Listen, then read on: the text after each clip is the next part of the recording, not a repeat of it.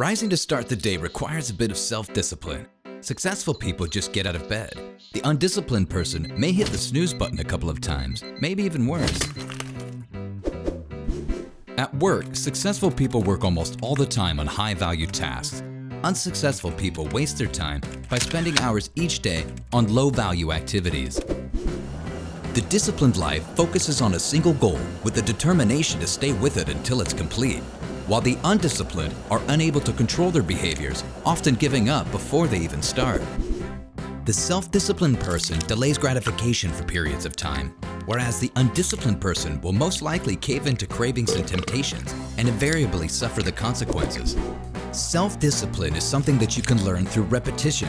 Once you master the ability to delay gratification and maintain a daily routine, you'll find there's virtually no goal that you can't accomplish, no task that you cannot complete, and at the end of the day, the self-discipline sleeps better through the night.